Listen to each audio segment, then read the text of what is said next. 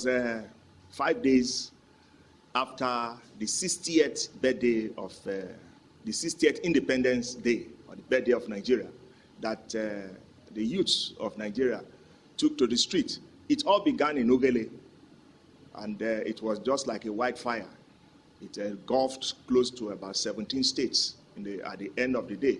The protest was against police brutality initially, but it later evolved into the protest against bad governance. And one thing peculiar with the protest was that it was leaderless. The thing was a spontaneous protest. And at the end of the day, SARS was banned. And in fact, it was a change of nomenclature, because what replaced SARS was also the same SARS. It was a change of nomenclature. And this month is a year when we had this protest. Nothing has changed. The truth is that nothing has changed. Everything has gone back to its status quo. In fact, it has gone back to where it was before, the situation it was before. Police brutality still continues. Bad governance is still the order of the day. So nothing has changed. It is at its lowest ebb. You know, the citizens have still been harassed. The police are harassing the citizens. Even the army are harassing the citizens. Government harassing the citizens. So you see, the situation has not changed. You saw what happened in though that was not the police. You saw what happened in social media when Shitalagu, the notable Nollywood actor, was brutalized. What was the offense? Soldiers said he was wearing what looked like a Biafran flag, and it is an insignia of IPOB. Okay, if the man was wearing such a clothing which he's not supposed to wear, why not hand him over to the police, and for the police to do the investigation, and after investigating, to look at the relevant laws that the man has contravened and charge him to court. But you see, the order of the day, there is lawlessness everywhere. The soldiers took laws into their hand, harassed the man, beat the man up, dragged him on the floor, and they were a judge in their own cause. They were the complainant, the judge, and the executioner. This is just the order of the day, with the police, with the armed forces, all uniformed men. That is just the order of the day. And as we are talking, nobody is saying anything. None of the authority is saying anything. So it is the order of the day. You see, government is hand akimbo.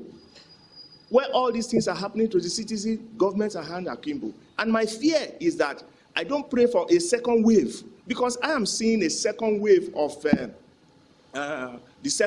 EndSARS coming up. Because if all these things are not checked and not nipped in the bud, then there will definitely be a second wave of the EndSARS protest. And that one will be devastating.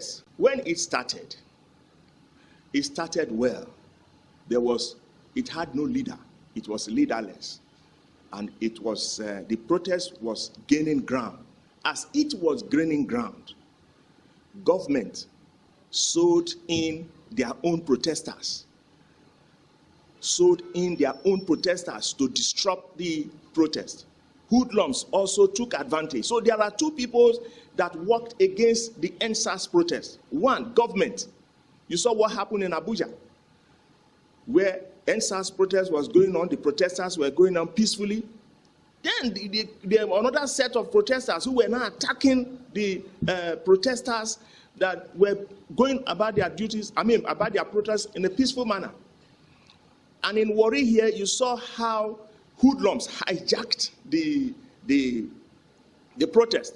A day before they attempted the jailbreak in the correctional service in Warri, they burnt down a tanker. A tanker was burnt down, an oil tanker was burnt down.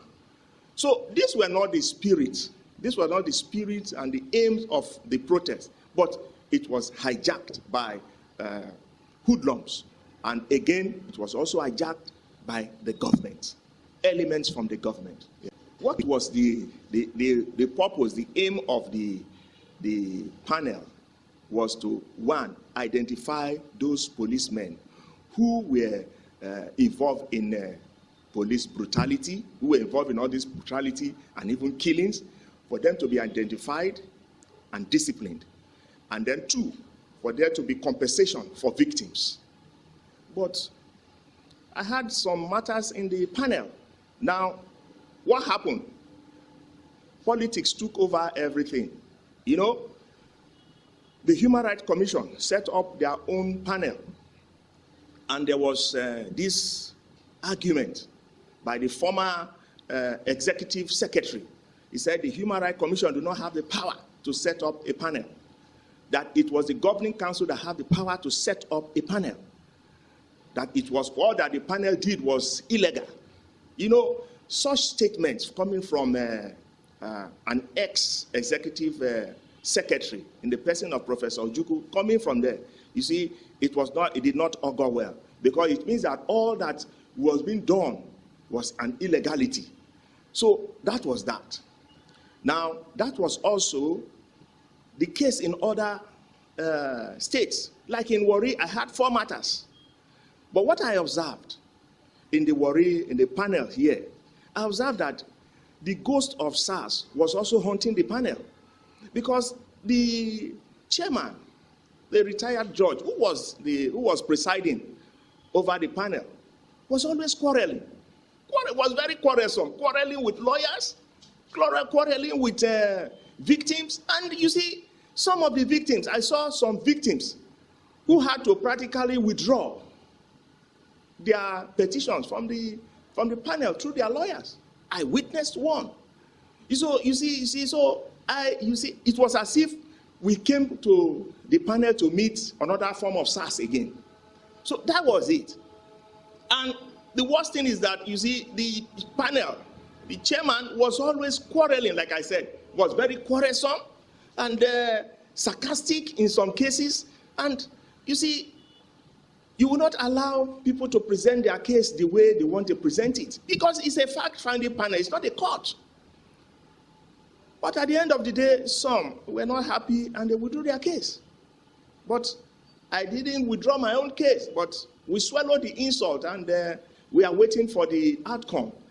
3 months ago, they submitted the report to the Delta State government, and we are yet to hear anything from government. Nobody has been compensated, but I learned that in Lagos, that compensation, some persons have been compensated. But in some cases, the compensations were nothing to write home about. Even a victim had to reject his compensation, the award that was given to him. He rejected it. So that is the news we have been hearing. But here in Delta, we have been putting our ears down. These are things that ought to have been done long ago. You don't need to delay it, because delaying it also shows that SARS, the ghost of SARS, is still haunting many of the state governors. You see, so the people are not, they are not happy. They are not happy. So there's injustice everywhere. Well, the way forward is for everybody to do his job the way he ought to do it. Let lawyers do their job. Lawyer well. Go to court and do their job. Journalists do the same thing. Let police do their job the way they ought to do it. There are best practices for the police to follow. Let them follow it up. And IG will come today, will come with his own with his own program. Or not after that one leaves, another one will come with his own program. These are the ghosts of SARS, haunting the police. What the police need to do, we have the best practices. There are best practices, international best practices for police to follow. Let it be followed. Even the army, let the army still respect human rights. I told you of the case of Shitalagu that was beaten because he was wearing an insignia of IPOB. If he wears an insignia of IPOB, must he be beaten? Must he be dragged on the floor, harassed? Must he be done? Must that be the case? Why don't you hand over, do the proper thing, hand over the man to the police for investigation, and the police will investigate and look at for the appropriate laws that he has infringed, and they charge him to court before a magistrate, for the magistrate to do the sentencing. But it's not for the army, for the police to be the judge, to be the complainant, at the same time be